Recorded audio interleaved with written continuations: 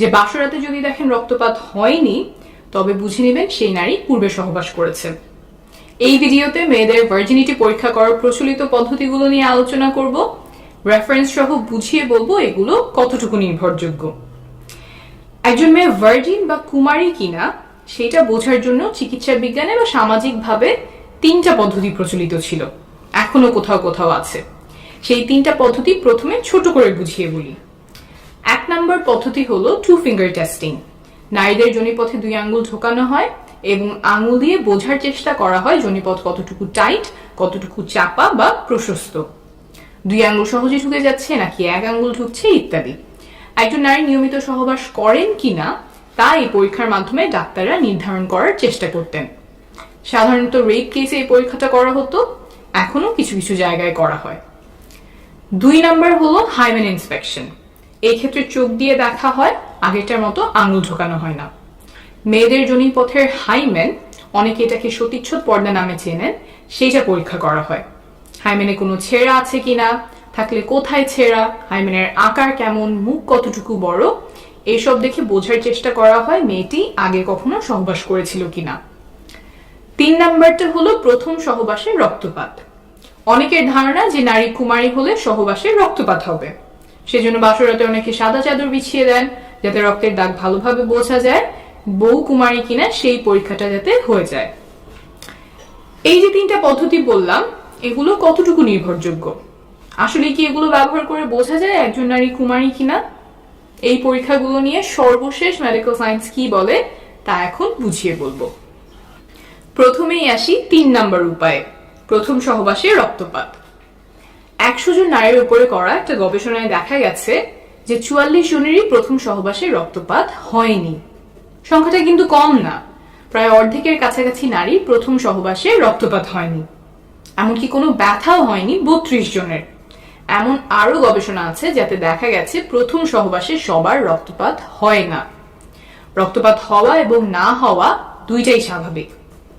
কারো কারো ক্ষেত্রে যোনিপথ পিচ্ছিল না হওয়ার কারণে বা জোর করে পুরুষাঙ্গ ঢোকানোর কারণে যোনিপথের দেয়াল ছিঁড়ে যায়, ফলে রক্তপাত হয়। এরপর আসি 2 নাম্বার উপায়, হাইমেন ইন্সপেকশন বা সতীচ্ছদ পর্দা দেখে বোঝা যায় কিনা নারী কুমারী।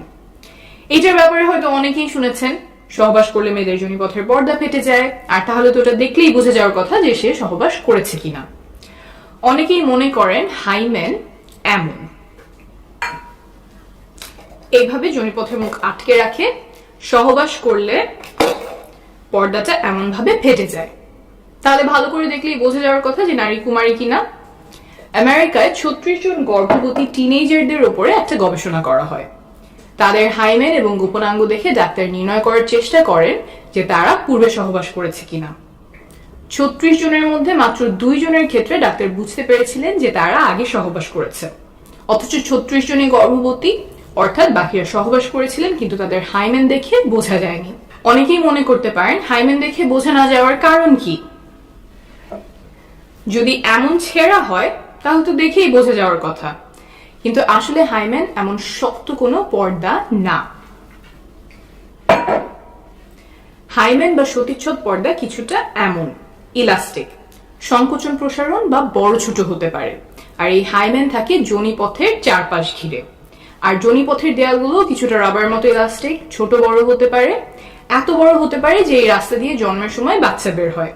তো এই যোনিপথ ঘিরে যে পর্দার মতো থাকে হাইমেন, সেইটাও বড় ছোট হয়। এই পর্দাটা অনেক রকম হতে পারে, এক একজনের এক এক দিকে খাঁজ থাকে, ভাঁজ থাকে, আর মেয়েদের জন্মের আগেই তার হাইমেনে ফুটো থাকে।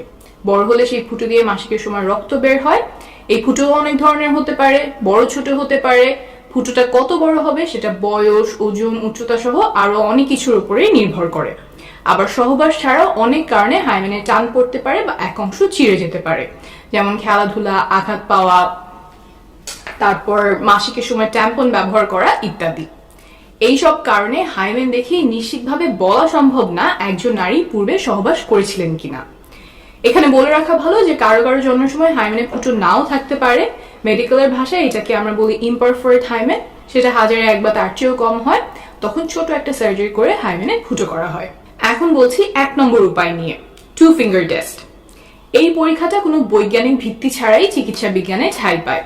উপমহাদেশের অনেকগুলো মেডিকেল টেক্সট বই এই পরীক্ষার কথা লেখা আছে। সেই সব পড়ে ডাক্তাররা অনেকদিন এই পরীক্ষা করতেন। এই মন গড়া অবৈজ্ঞানিক পরীক্ষা বন্ধ করতে বিভিন্ন দেশে এটাকে ব্যান করা হয়। ভারতে এটা ব্যান করা হয়েছে 2013 সালে, বাংলাদেশে 2018 সালে এবং পাকিস্তানে 2021 সালে। তাহলে বোঝা গেল যে এই 3 উপায়, 2 ফিঙ্গার টেস্ট, সতীচ্ছদ পর্দা বা রক্তপাত, কোনোটা দিয়েই কুমারিত্ব বোঝা যায় না। তাহলে আসলে কি কোনো নির্ভরযোগ্য বৈজ্ঞানিক উপায় আছে যার মাধ্যমে বোঝা যায় নারী আগে সহবাস করেছে কিনা? না, নাই। তারপরেও দুর্ভাগ্যজনকভাবে কিছু মেডিকেলের বইতে এখনো এসব পদ্ধতি লেখা হয়, মেডিকেলের ছাত্রদেরকে শেখানো হয় রেপ কেসে নারীদের পরীক্ষার অংশ হিসেবে। যেমন প্রফেসর রেড্ডির লেখা ফরেন্সিক মেডিসিনের বই, যেখান থেকে উদ্ধৃতি দিয়ে ভাইরাল ফেসবুক পোস্টে কুমারিত্ব নিয়ে অবৈজ্ঞানিক দাবি করা হয়েছে। এখন আপনি বলতেই পারেন যে মেডিকেলের টেক্সট বুক আমি ভুল বললেই তো হলো না, যিনি লিখেছেন তিনি তো একজন বিশেষজ্ঞ, আমার রেফারেন্স কি? বিশ্ব স্বাস্থ্য সংস্থা বা WHO, United Nations human rights, UN Women, এই সংস্থাগুলোর বিশেষজ্ঞ প্যানেল বলছেন যে প্রফেসর রেড্ডির লেখা ফরেন্সিক মেডিসিনের বই সহ আরো কিছু বই ভার্জিনিটি টেস্টিং নিয়ে অনির্ভরযোগ্য এবং অবৈজ্ঞানিক উপায় শেখান। তারা আহ্বান জানিয়েছেন যেন এইসব বইতে চিকিৎসা বিজ্ঞানের সর্বশেষ তথ্যগুলো তুলে ধরা হয়। আমি রেফারেন্স নিচে দিয়ে দিব। ভিডিওটি যারা দেখছেন তাদের কাছে অনুরোধ, হাইমেন বা সতীচ্ছদ পর্দা, ভার্জিনিটি টেস্টিং ইত্যাদি বিষয়ে কেউ ভুল তথ্য ছড়ালে সেখানে প্রমাণ তুলে ধরে ভুল ধারণাগুলো দূর করার চেষ্টা করবেন। আপনার এই প্রচেষ্টায় হয়তো কারো জীবনে অনেক বড় উপকার